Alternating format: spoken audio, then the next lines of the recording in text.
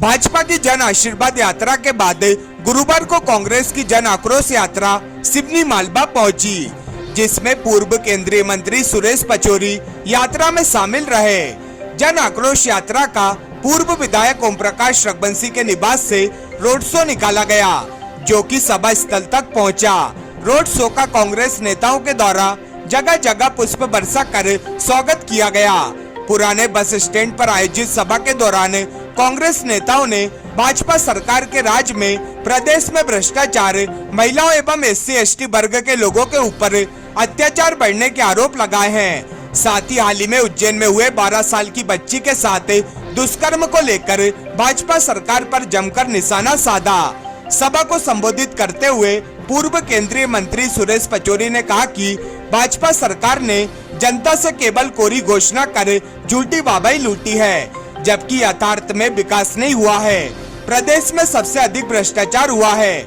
उन्होंने कहा कि मध्य प्रदेश के मुख्यमंत्री शिवराज सिंह चौहान चुनाव से पहले जनता को गुमराह करने के लिए नित्य नई घोषणाएं कर रहे हैं। लाडली बहना योजना भी इसी का एक उदाहरण है। कांग्रेस ने महिलाओं की भलाई और उत्थान के लिए कर्नाटक व छत्तीसगढ़ में योजनाएं शुरू की थी, लेकिन बीजेपी इसकी नकल करते हुए बोली लगाकर महिलाओं को खरीदने का काम कर रही है। सुरेश पचौरी ने कहा कि यह लोकतंत्र के साथ नाइंसाफी है। भाजपा ने 18 साल के कार्यकाल में पहले इस योजना को क्यों लागू नहीं किया, उन्हें किसने रोका था। लेकिन भाजपा कांग्रेस की योजनाओं की नकल कर रही है, लेकिन वे भी अकल से नहीं। उन्होंने कहा शिवराज सरकार के कार्यकाल में सैकड़ों घोटाले हुए हैं। कांग्रेस जन आक्रोश रैली के माध्यम से जनता के बीच पहुंचकर भाजपा सरकार के सभी घोटालों की पोल खोलने का काम कर रही है। उन्होंने कहा कि स्थानीय विधायक ने क्षेत्र की जनता से जो वादे किए हैं वो अब तक पूरे नहीं हुए हैं। वहीं कमलनाथ ने जो 11 वचन दिए हैं उन्हें पूरा करने की बात भी जनता के बीच रखी। हरदा से माननीय पचौरी जी का शुरू हुआ था। इस यात्रा के प्रभारी हमारे पूर्व केंद्रीय मंत्री, प्रदेश कांग्रेस के पूर्व अध्यक्ष आदरणीय सुरेश पचौरी जी, पूर्व केंद्रीय मंत्री आदरणीय जैन साहब झांसी से हमारे बीच पधारे हैं। हमारे प्रभारी होशंगाबाद जिले के आदरणीय संजय शर्मा जी, हमारे आदरणीय पूर्व सांसद राष्ट्रीय सेवा दल के पूर्व उपाध्यक्ष आदरणीय नीखड़ा जी, आदरणीय पटेल साहब, आदरणीय मंच पर हमारे पुष्पराज जी पटेल जिलाध्यक्ष जी, आप और मंच पर विराजमान सभी का मैं हार्दिक अभिनंदन और स्वागत करता हूं। ढेकरा से यात्रा पहले दिन हरदा होती हुई गई थी। हरदा से निकलकर हमने ढेकरा में आदरणीय पचौरी जी का यात्रा का स्वागत किया। आज यात्रा का अंतिम दिन है और होशंगाबाद में यात्रा समाप्त होगी। आज समय कम है। आदरणीय पचौरी जी को 5:30 बजे तक होशंगाबाद पहुंचना है, इसलिए इस आक्रोश यात्रा, जन आक्रोश यात्रा जो है निकली है, इस जन आक्रोश यात्रा हमारे राहुल गांधी के हाथ को मजबूत करने के लिए, हमारी सोनिया गांधी जी के हाथ को मजबूत करने के लिए, आदरणीय प्रियंका जी को हाथ मजबूत करने के लिए और अखिल भारतीय कांग्रेस कमेटी के अध्यक्ष आदरणीय खड़गे जी के हाथ मजबूत करने के लिए पूरे प्रदेश में हमारे प्रदेश के 7 बड़े नेता यात्रा निकालकर अपने अंतिम चरणों में पहुंच रहे हैं। जितना जन समर्थन इन यात्राओं को मिला, उतना जन समर्थन भारतीय जनता पार्टी की जन आशीर्वाद यात्रा को मिला। पैसे लगाते, खाना देते, सब कुछ करते, उसके बाद जनता जाने को तैयार नहीं।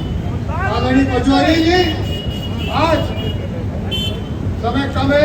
अगली बार जब फिर हम आपको आमंत्रित करेंगे, जय स्तंभ चौक पर सभा करेंगे, तब हम आपके बीच में हमारा आक्रोश व्यक्त करेंगे। आज समय कम होने के कारण मैं यही अपनी बात को समाप्त करता हूँ। आप सब लोग माननीय पचौरी जी के नेतृत्व में, तो माननीय सुरेश पचौरी, सुरेश पचौरी जिंदाबाद, सुरेश पचौरी जिंदाबाद, जय जय कमलनाथ, जय जय कमलनाथ, जय जय कमलनाथ, जय जय कमलनाथ, जय जय राजा दिग्विजय सिंह, जय जय राजा दिग्विजय सिंह। आज आप सब यहाँ पधारे, आप सबका बहुत बहुत धन्यवाद। आप सबका प्रेम इसी तरह बना रहे। आप सबको साधन का इस यात्रा में एआईसीसी की ओर से हमारे इस ऐतिहासिक नगरी सिवनी मालवा में पधारे हुए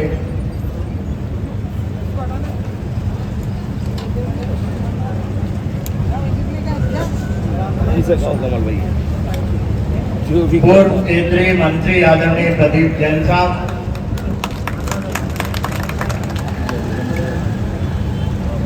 मध्य प्रदेश कांग्रेस कमेटी के नर्मदापुरम जिले के प्रभारी विधायक मेरे छोटे भाई संजय शर्मा जी,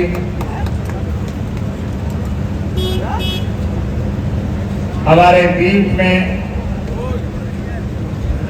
जिन्हें संगठन का भी और राजनीति का भी बड़ा अनुभव है,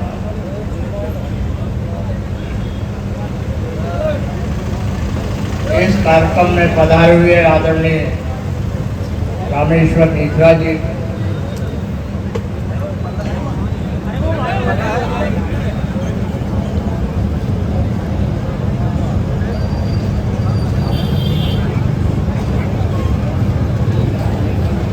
जिला कांग्रेस कमेटी के भारी भरकम अध्यक्ष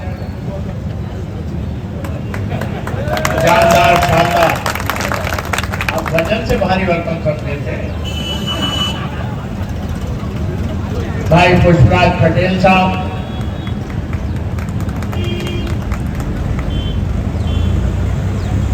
मंच पर विराजमान आदरणीय रामेश्वर पटेल जी,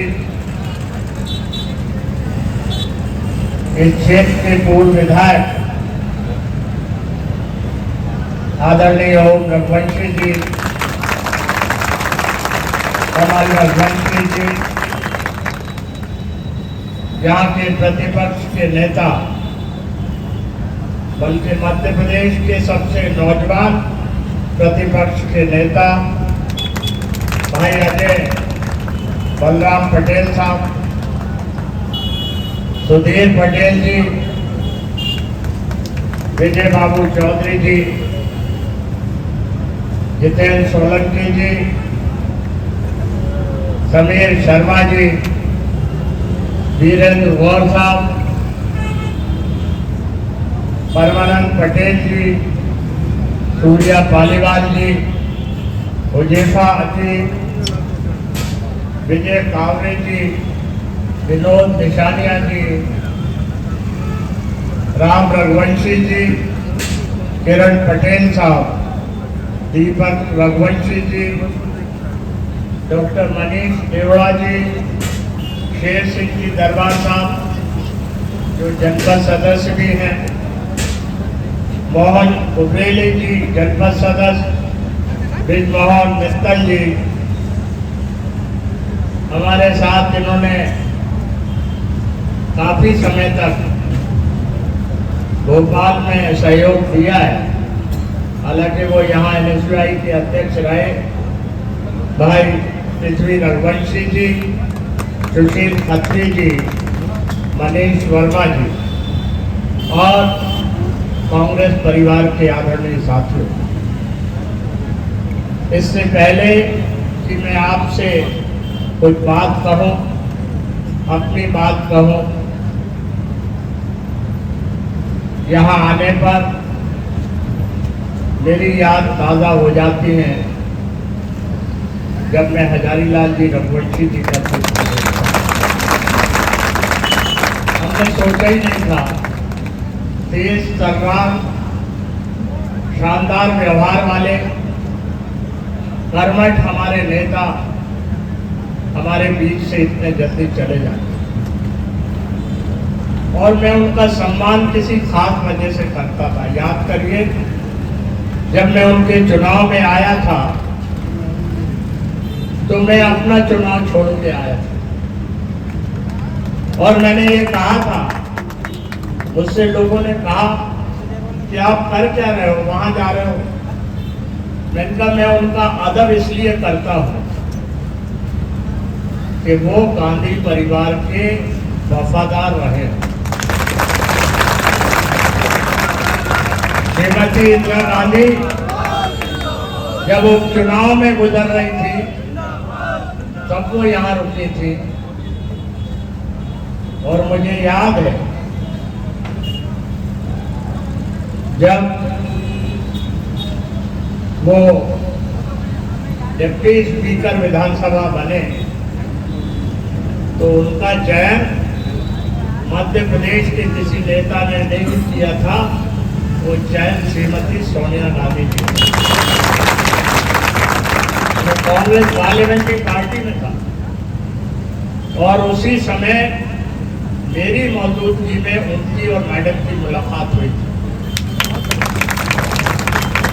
भाषण देता हूँ मैं आदिवासी में वो भाई तो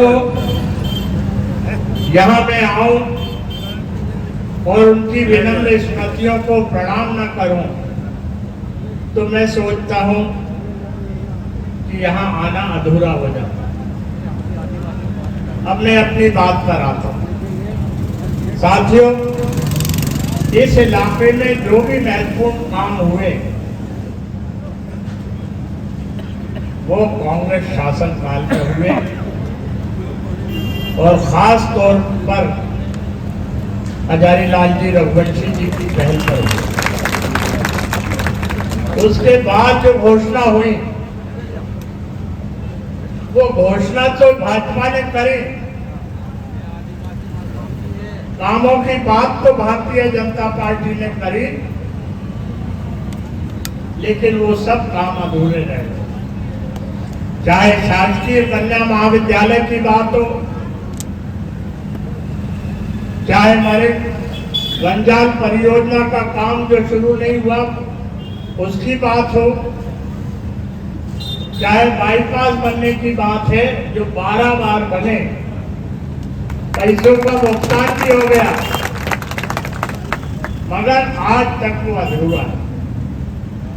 और एक बात मुझसे जुड़ी, वो ये है, स्टील प्रोसेसिंग यूनिट से डोलरिया में आना था। केंद्र की यूपीए सरकार ने 150 करोड़ रुपए की स्वीकृति दे दी थी, याद करिए। स्टील मिनिस्टर रामविलास पासवान थे, वो और हम आए, यहां भूमि पूजन हुआ, लेकिन उस यूनिट के बनने के लिए जो जमीन मध्य प्रदेश की भाजपा सरकार को उपलब्ध कराना था, मध्य प्रदेश की भाजपा सरकार ने वो मुहैया नहीं कराई, वरना डोलरिया में स्टील प्रोसेसिंग यूनिट आज होती 150 करोड़ की, और आज और सेंक्शन होते पैसे, लेकिन लोगों को रोजगार मिलता। तो भारतीय जनता पार्टी जो कांग्रेस काम करती है उसमें भी टंगड़ी मारती है, पूरा नहीं होने देती। अब आप कहेंगे कि फिर ये जन आक्रोश यात्रा में आप क्या कर रहे हैं? भाइयों, दिल्ली में भाजपा की सरकार है, मध्य प्रदेश में भाजपा की सरकार है, ये दोनों जगह की डबल इंजन की सरकार हर मोर्चे पर विफल हो गई है। जो हमारे मध्य प्रदेश की बदहाली है, बर्बादी है, उससे लोगों को असंतोष है, और वो असंतोष आक्रोश में फैल रहा है। और उसी बात को लेकर हम लोग मध्य प्रदेश के विभिन्न स्थानों से जन आक्रोश यात्रा पर निकले हैं। साथियों, मैं बताना चाहता हूं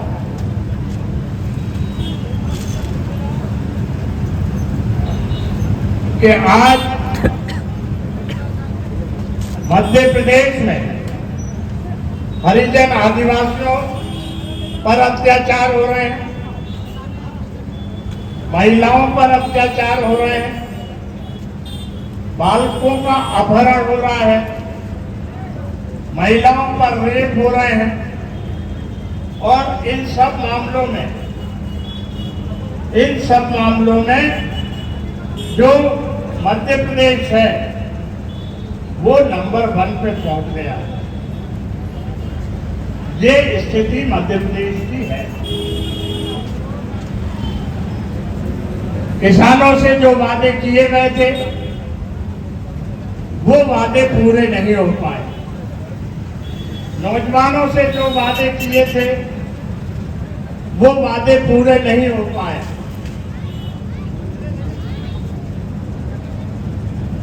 साथ ही मध्य प्रदेश की जो आर्थिक स्थिति है वो बद से बदतर हो गई। मध्य प्रदेश पर 4,22,000 करोड़ का कर्जा हो चुका है। नरेंद्र मोदी जी ने कहा था कि सरकार में आने पर वो हर एक के अकाउंट में 15 लाख रुपए भेजेंगे। 15 लाख आया। उन्होंने कहा था कि प्रतिवर्ष वो 2 करोड़ लोगों को रोजगार देंगे।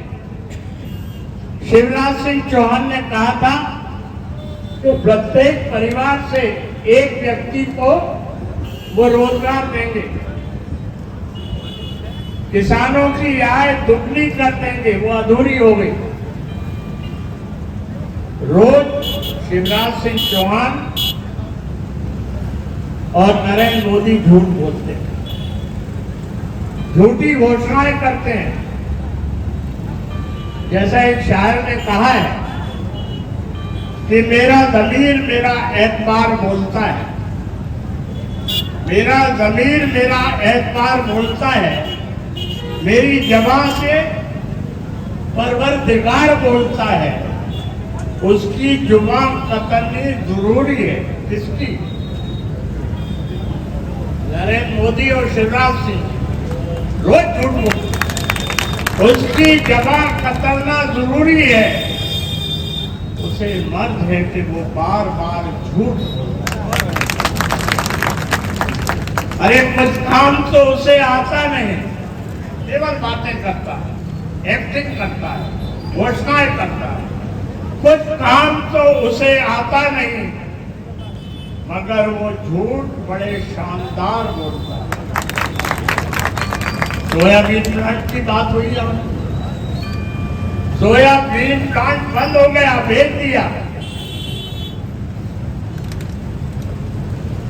और यहां के लोगों को एक के बाद एक दिक्कत हो गई। किसानों को कहा गया था खाद बीज उन्हें उपलब्ध कराएंगे, कृषि उपज के वाजिब दाम देंगे, लेकिन किसान की क्या हालत?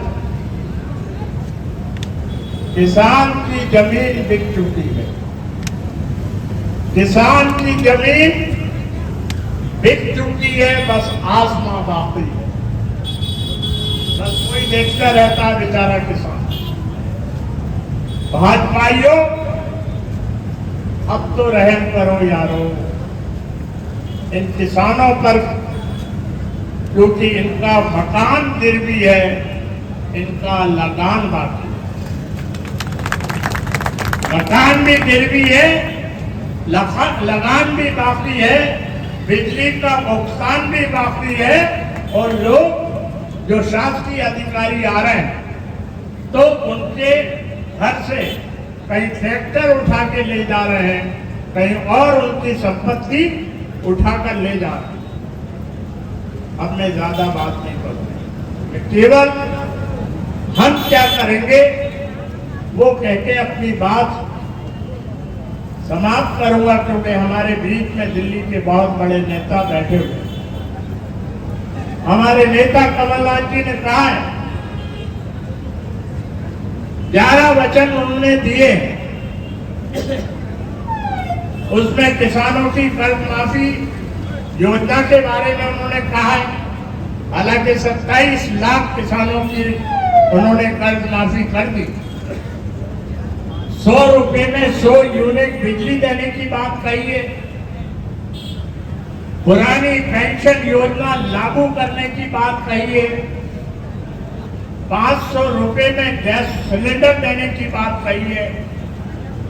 5 हाउस पावर तक की मोटर के लिए फ्री ऑफ कॉस्ट बिजली देने की बात कही है। लग रहा है यहाँ 5 हाउस पावर की मोटर कहीं की यहाँ है, कभी ताली बज रही। महिलाओं को 1500 रुपए प्रति माह देने की बात कही है। किसानों के बिजली के बिल माफ करने की बात कही है। किसानों के जो मुकदमे चल रहे हैं वो खत्म करने की बात कही है। ओबीसी को 27% आरक्षण देने की बात कही है।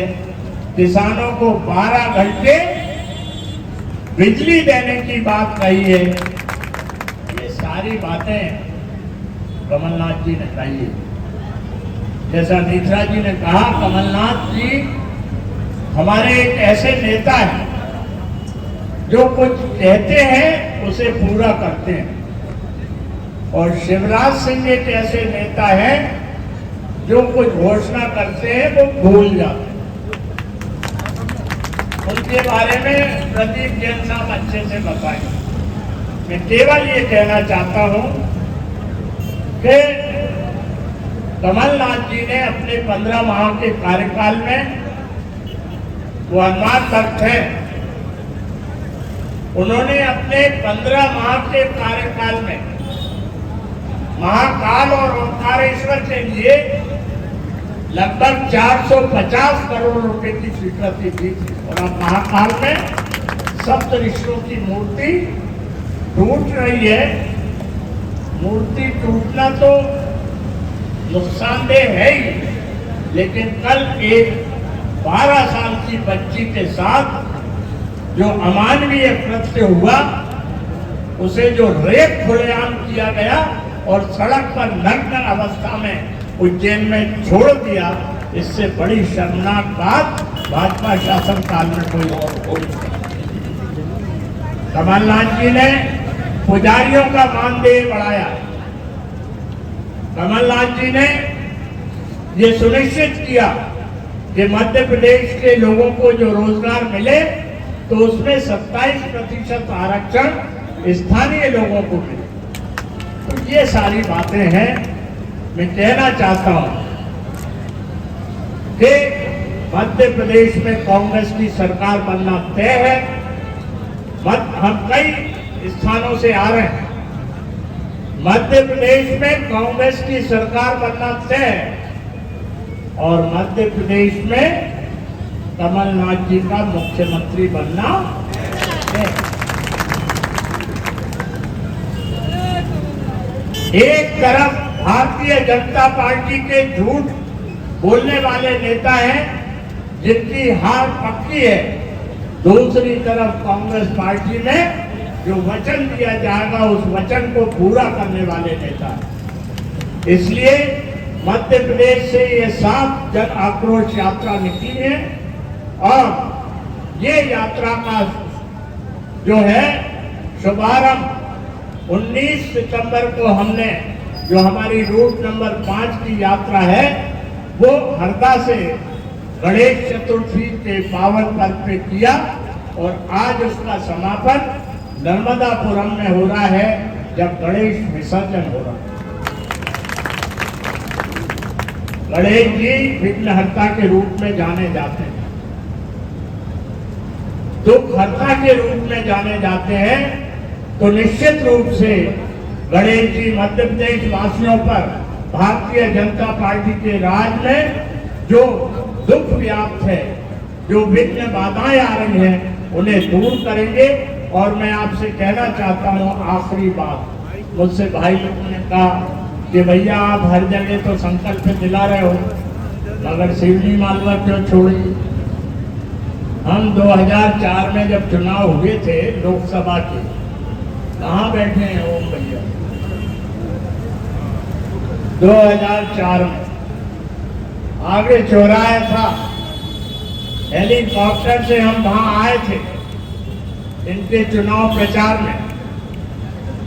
इस जगह जो संकेत हमारे प्रभारी संजय शर्मा जी ने दिया, यहाँ माहौल तो कांग्रेस का रहता है, यहाँ जज्बा कांग्रेस को जिताने का रहता है। उस जज्बे को कायम करिए, लेकिन वो कैसे होगा? जब हम सब जब हम सब एक रहेंगे। मत सोचो उम्मीदवार कौन है, कैसा है, ये सोचो कि वो उम्मीदवार मल्लिकार्जुन जी खड़गे, सोनिया गांधी जी, राहुल गांधी जी और कमलनाथ जी का तय किया हुआ उम्मीदवार। जो कांग्रेस का उम्मीदवार चुन के जाएगा वो इस इलाके की बेहतरी और खुशहाली के लिए काम करेगा। बोलो बात ठीक है तो बोलो आवाज दो, आवाज दो, आवाज दो, कोई हाथ उठाने दो, आवाज दो, आवाज दो। जो भी कांग्रेस का उम्मीदवार होगा हम जिताएंगे। नर्मदा मैया की जय बोलो कि हम कांग्रेस को जिताएंगे, कांग्रेस को जिताएंगे, कांग्रेस को जिताएंगे। बोलो नर्मदा मैया की, सोनिया गांधी, राहुल गांधी, मल्लिकार्जुन खड़गे, कमलनाथ और कांग्रेस पार्टी। ये यात्रा तो 10 दिन चली, अब 13 दिन चले। ऐसे नेता और जो होने वाले मुख्यमंत्री हैं, अगर हमने उनके नारे नहीं लगाए तो हमारे नारे अधूरे हैं। सुरेश पचौरी कमलनाथ, सुरेश पचौरी कमलनाथ, दोनों हाथ जाके बोलो। उन्होंने संकल्प दिलाया है, हजारों की संख्या में सभी लोग खड़े हैं। सुरेश पचौरी कमलनाथ, सुरेश पचौरी रामेश्वर नीकरा, सुरेश पचौरी संजय शर्मा।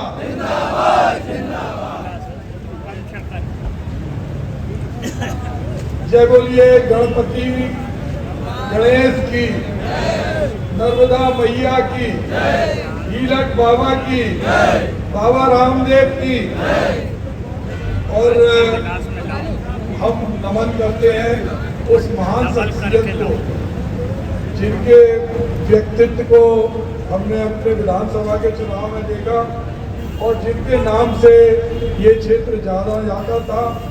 हमारे दादा हजारी राव रघुवंशी जी हमारे मंच पर बैठे हुए, जिनके प्रेरणास्पद विचार सुने और जो मध्य प्रदेश की कमान 175 विधायकों के साथ सौंपने के लिए 24 घंटे में 18 घंटे काम कर रहे हैं।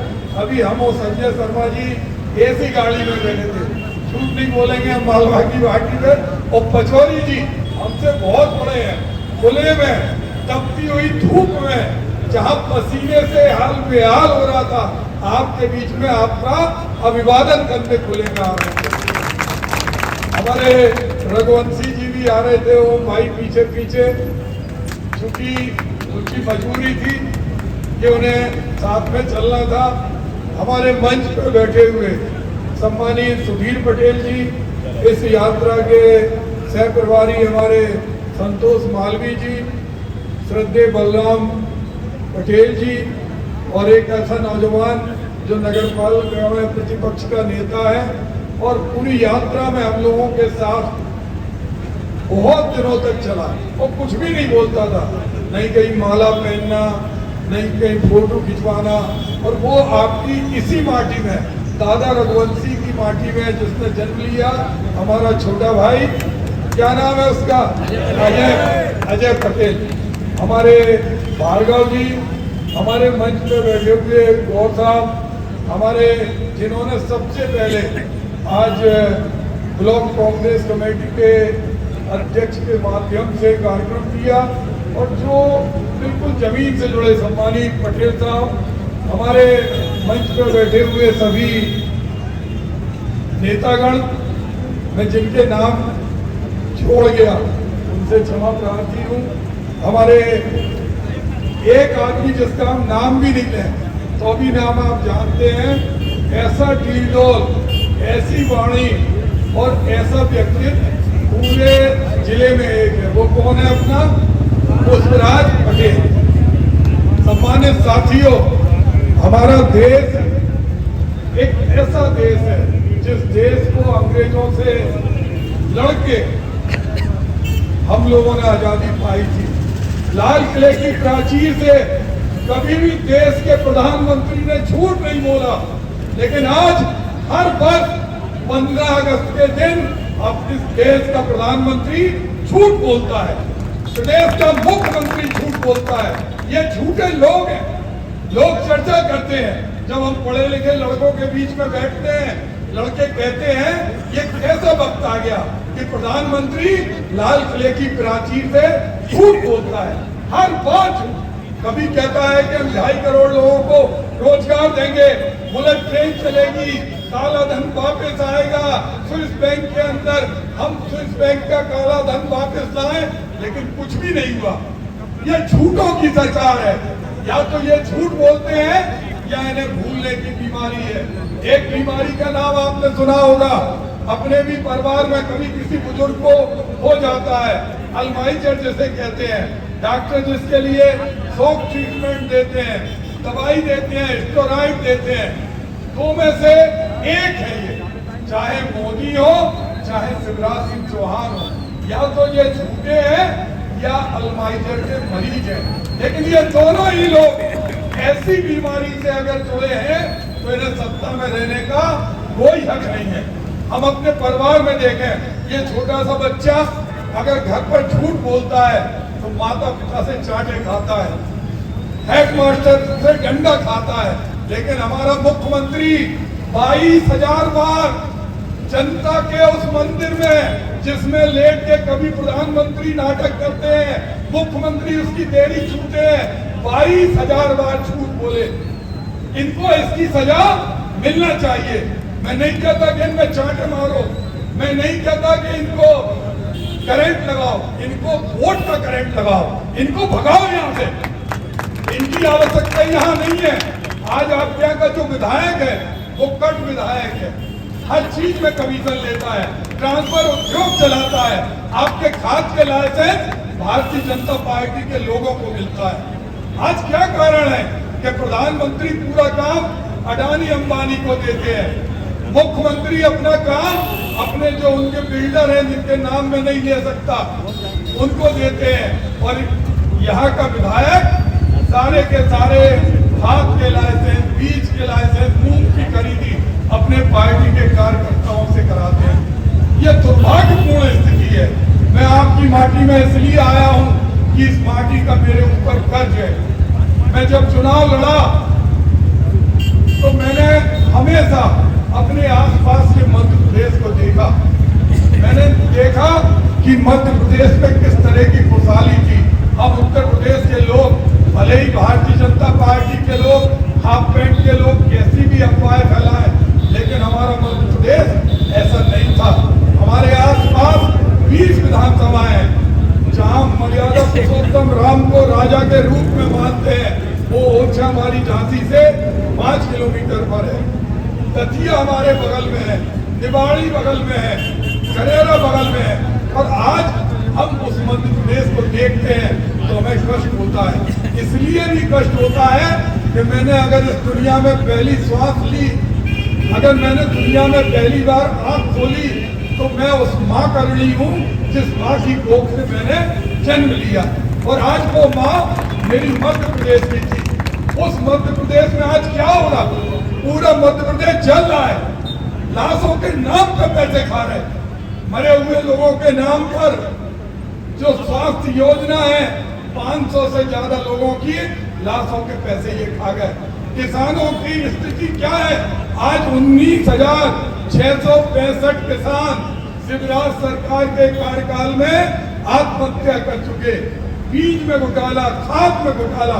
आज हमारे बुंदेलखंड के अंदर जो किसान वो धरती माँ को छोड़कर, क्योंकि मैं ये मानता हूँ एक माँ वो होती है जो जन्म देती है और एक माँ वो होती है जिस माटी पे हम जन्म लेते हैं। वो किसान जिनकी 2 एकड़ जमीन है, 3 एकड़ जमीन है, वो अपने घर में ताले लगाकर दिल्ली, मुंबई, अहमदाबाद काम करने जाते हैं, गटर में पड़े रहते हैं। स्टेशन पे हम देखते हैं, ट्रेन में जब कभी हम दिल्ली जाते हैं, हमें लगता है कि मेरा जीना बेकार है। जिस देश के अंदर जय जवान जय किसान का नारा कांग्रेस के लाल बहादुर शास्त्री ने लगाया था, जिस देश के अंदर किसानों को भगवान के समान अन्नदाता कहा जाता था, आज उन किसानों को बड़े बड़े लोगों की गगन चुंबी हड़ताल का बनाना पड़ती है, दिल्ली के अंदर धक्के खाना पड़ते हैं, बीमारियों से जूझते हैं और बाद में कभी उनकी लाश आती है। ये मध्य प्रदेश का हाल है। आज मध्य प्रदेश में ऐसा कोई दिन नहीं होता जब किसी बहना के साथ बलात्कार नहीं होता, चाहे हमारे आदिवासी भाई हो, चाहे व्यापारी भाई हो, चाहे कर्मचारी भाई हो, हर आदमी इस जंगल राज से दुखी है। नोटबंदी के समय प्रधानमंत्री सनक गए। 8 नवंबर 2016 को प्रधानमंत्री जी हमारे, किसी की बपौती नहीं है ये देश, अगर आपने जाति के नाम पर बांटकर सत्ता में आ गए, प्रधानमंत्री का पद हासिल कर लिया, तो आप रिजर्व बैंक को जेब में नहीं रख सकते। महात्मा गांधी की वो शपथ नोट पर लिखी रहती है, उसको आप खत्म नहीं कर सकते। लेकिन हमारे प्रधानमंत्री जी खड़े होकर कहने लगे कि आज से ये कागज का टुकड़ा है। ये अधिकार किसने दिया?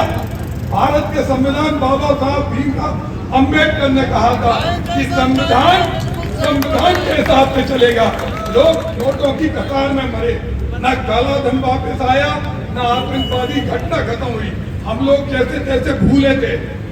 कोरोना आया, कोरोना के समय प्रधानमंत्री ताली बजवाने लगे, दीपक जलवाने, अरे आप चीजों को खराब क्यों करते? उसी कोरोना में लाखों लोग मारे गए। हमारे सिवनी मालवा की सड़कों पर हमारे बचपन के मित्र अरविंद वशिष्ठ इसी माटी में जन्मे, पकड़ाई में उनका गांव है, आज वो झांसी में रहते हैं। और हमें उस समय बहुत बुरा लगा जब उन्होंने कहा कि मकड़ाई और उसके आसपास लोग ऑक्सीजन के बिना मर रहे, उनके पास रेमडेसिविर इंजेक्शन नहीं है। हमने कहा अरविंद भाई, जब मुख्यमंत्री तो टीवी पे रोज भाषण देता है कि रेमडेसिविर इंजेक्शन उपलब्ध है, कहने लगे वहां नकली इंजेक्शन बिक रहे, जिनके अंदर पानी भरा, गैस के सिलेंडर नहीं है, चलाने वाले नहीं है, खाने वाले नहीं है। और यही कारण है कि आज पूरा मध्य प्रदेश इनके खिलाफ है। हम लोग जन आक्रोश यात्रा में 19 तारीख से हरदा से निकले थे, जिसको ये गाय माता कहते हैं। उसके 2 दिन पहले जब हम वहां पहुंचे तो एक गाय माता को टक्कर मारती हुई इनकी जन आशीर्वाद यात्रा निकल गई। वहीं 19 तारीख को जब गुप्तेश्वर धाम के मंदिर से हमारी यात्रा प्रारंभ होना थी, हमारे श्रद्धेय पचौरी जी चल रहे थे, एक बछड़े के पैर में लगी थी, बगल में गाय माता खड़ी थी, उन्होंने पूजा बाद में की, पहले बछड़े का इलाज कराया। ये हमारा डीएनए है। हम नारे नहीं लगाते, हम गंगा माँ को धोखा नहीं देते, हम संसद में जाकर लेटते नहीं है, लेकिन हम जनता का पैसा नहीं खाते। आज जो भ्रष्ट सरकार है, अली बाबा 40 चोर की सरकार है, इनका हर विधायक कमीशन चोरी, ट्रांसफर, पोस्टिंग और बजरी में लिप्त है। और यही कारण है कि आज कम से कम 4-5 हजार लोग इस सभा में अलग अलग खड़े होकर पचौरी जी, संजय शर्मा, नीगरा जी, आप सबकी आवाज सुन रहे हैं। आपको ये मौका मिला है और मैं ये चाहता हूँ, मैं पचौरी जी से ये निवेदन करूंगा कि इस माटी ने प्रदेश सरकार में सशक्त नेतृत्व भी किया है, मंत्रित्व पद को भी सुशोभित किया है। हम ये चाहते हैं क्योंकि 15 साल से सिवनी मालवा परेशान है, टिकट जिसको भी मिले पचौरी जी से मेरी हाथ जोड़कर झोली फैलाकर साष्टांग होकर ये प्रार्थना है कि उसे मंत्री बना देना जो विधायक जी थे, या विधायक जैसा पालक दे देना ताकि क्षेत्र का विकास हो। जय भारत, जय नंदा। यात्रा को जनता का समर्थन मिला। कांग्रेस कमेटी के द्वारा आयोजित जन आक्रोश यात्रा मध्य प्रदेश के 7 विभिन्न स्थानों से निकली है और ये मध्य प्रदेश के 230 विधानसभा क्षेत्रों को कवर करेगी।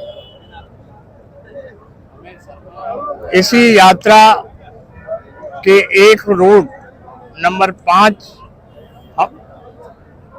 को पूरा करने के लिए आज हम सिवनी मालवा आए हैं। हमारे साथ प्रदीप जैन साहब, संजय शर्मा जी और बाकी कांग्रेस जन।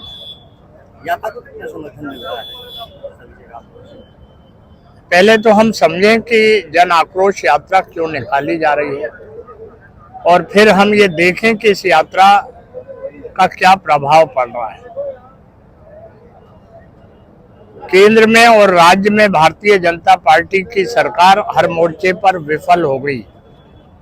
भारतीय जनता पार्टी ने जो वादे किसान, नौजवान और इंसान से किए वो वादे पूरे नहीं हो पाए। भारतीय जनता पार्टी के राज में, विशेषकर मध्य प्रदेश में,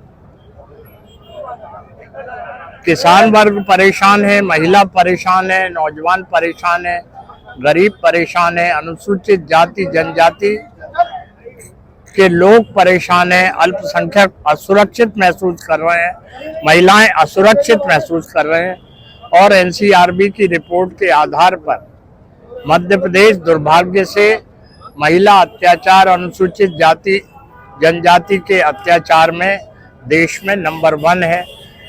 ट्रांसपेरेंसी इंटरनेशनल रिपोर्ट के आधार पर भ्रष्टाचार में नंबर 1 है मध्य प्रदेश और मध्य प्रदेश की भाजपा सरकार घपले घोटालों की सरकार बन रही है। अब प्रश्न आपका ये था कि इस यात्रा को कितना समर्थन मिल रहा है।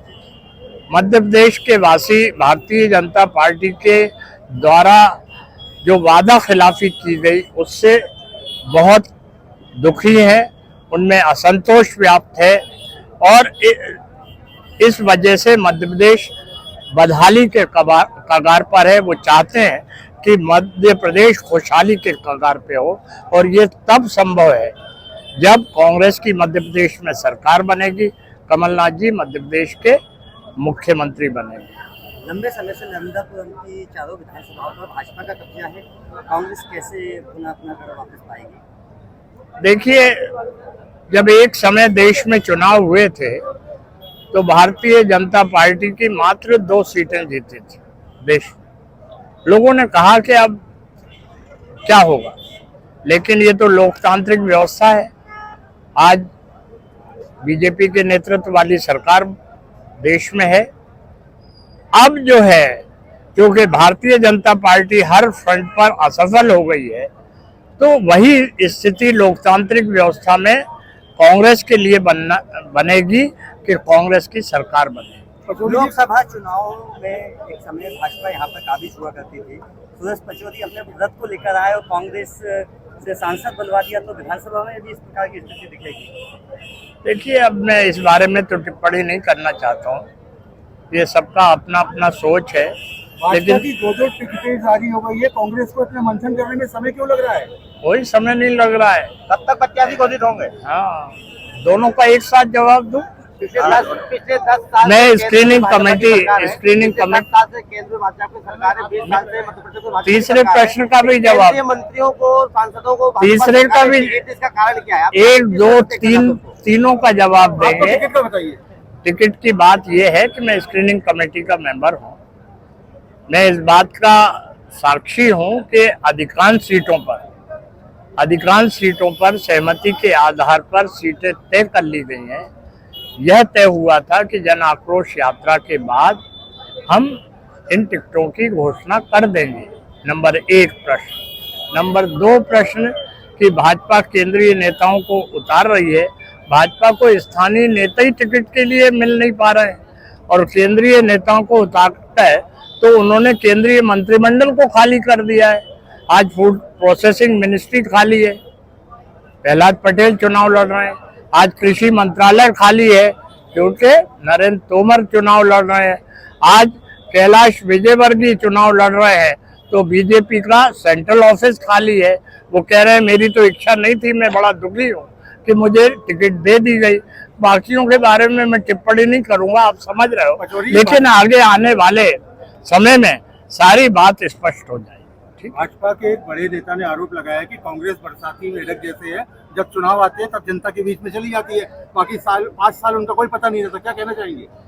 मैं उन बरसाती मेंढक को जवाब दे दूंगा।